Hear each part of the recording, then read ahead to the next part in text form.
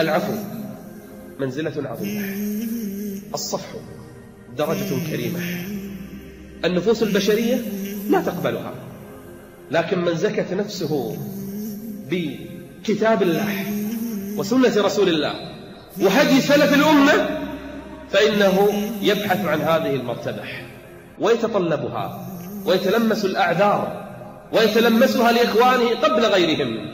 فالمؤمن يبحث عن الأعذار، والمنافق يتتبع العورات والعثرات. هكذا سنة الله عز وجل في خلقه. يقول النبي صلى الله عليه وآله وسلم: المسلم أخو المسلم، لا يظلمه ولا يحقره ولا يسلمه. بحسب امرئ من الشر أن يحقر أخاه المسلم. كل المسلم على المسلم حرام، دمه وماله وعرضه.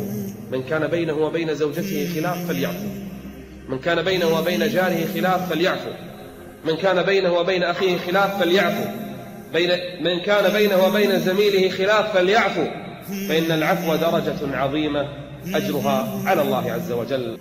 إنها أخلاق الذين يتبعون الأنبياء، لا يحملون الغل في قلوبهم ولا الحقد في نفوسهم، حتى وإن ظلموا، حتى وإن تكلم عليهم الناس. الزوج مع زوجته يعفو، الزوجة مع زوجها تعفو، الجار مع جاره يعفو، الأخ مع أخيه يعفو.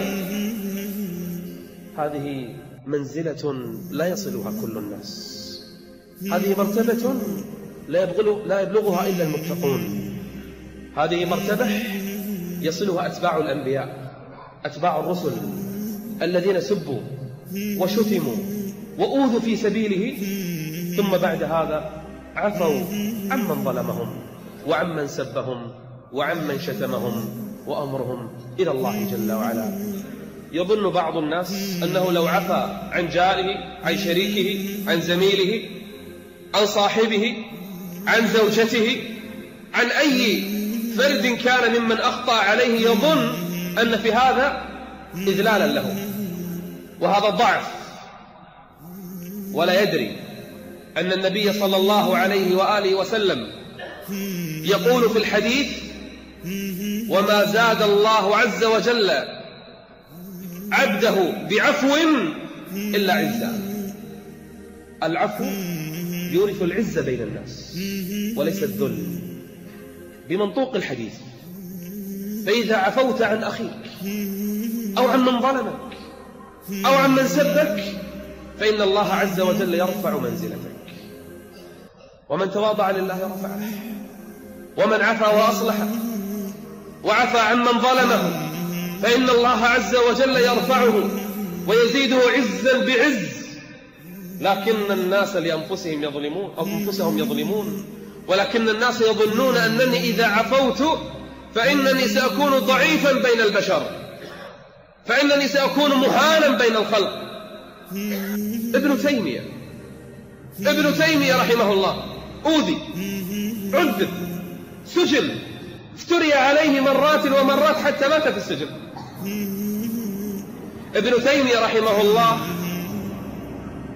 لما مات أحد خصومه من أهل البدع الذين افتروا على شيخ الإسلام، الذين تكلموا عليه زورا وبهتانا، بعد أن مات هذا الرجل من أهل البدع جاء ابن القيم إلى شيخ الإسلام يقول: بشره بموته، مات، الحمد لله تخلصنا من رجل عدو لمنهج أهل السنة، عدو لنا، عدو لك يا ابن تيمية، يسبك ويؤلب عليك الحكام وأدخلك السجن مرات ومرات، أروح أبشره. يقول: فلما جئت أبشره نهرني، غضب، قال: تبشرني بموت مسلم؟ يا الله، إنها النفس الزكية. قال: أتبشرني بموت مسلم؟ سبني، شتمني، تكلم علي، افترى علي، دخلني السجن، بخالف، لكن يبقى له مسلم. قال: أتبشرني بموت مسلم؟ يقول: فعرفت ذلك بوجهه، غضب. يقول: وخرج وذهب إلى أولاده يعزيهم، فلما عزاهم قال: أنا لكم بمنزلة أبيكم، فإن احتجتم شيء فتعالوا إلي. إنها النفس التي تأست حقا بسلف الأمة. دخل رجل على النبي فقال عليه الصلاة والسلام لأصحابه: يدخل عليكم الآن رجل من أهل الجنة. دخل الجنة وهو على الأرض.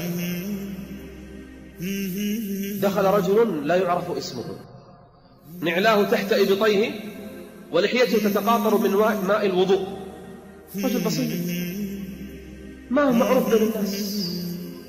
فتعجب الصحابة: هذا من أهل الجنة، شو مسوي؟ في اليوم الثاني قال النبي أيضا نفس الحديث: يدخل عليكم الآن رجل من أهل الجنة. دخل نفس الرجل. في اليوم الثالث نفس الرجل 3 مرات يشهد له النبي. أحد الصحابة عبد الله بن عمرو نام عنده ليالي يريد أن يعرف لما دخل إلى الجنة. يقول: فلم أجده كثير صلاة ولا صيام، عبادة عادية حال الناس. فلما أردت أن أذهب قلت له: سمعت النبي يقول فيك كذا وكذا، فما تصنع؟ شو تسوي أنت؟ والصحابة يريدون الجنة ما يريدون الدنيا.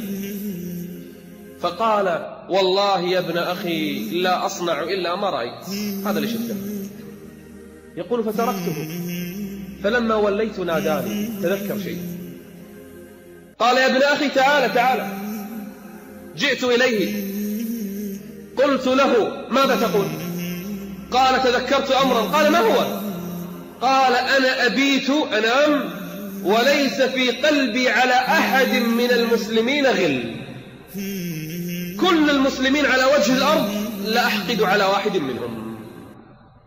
قال عبد الله: هذه هي التي بلغت بك الجنة. ليست الصلاة وليس الصيام، إنما قلبك السليم، إنما صدرك الخالي من الغل هو الذي أدخلك الجنة.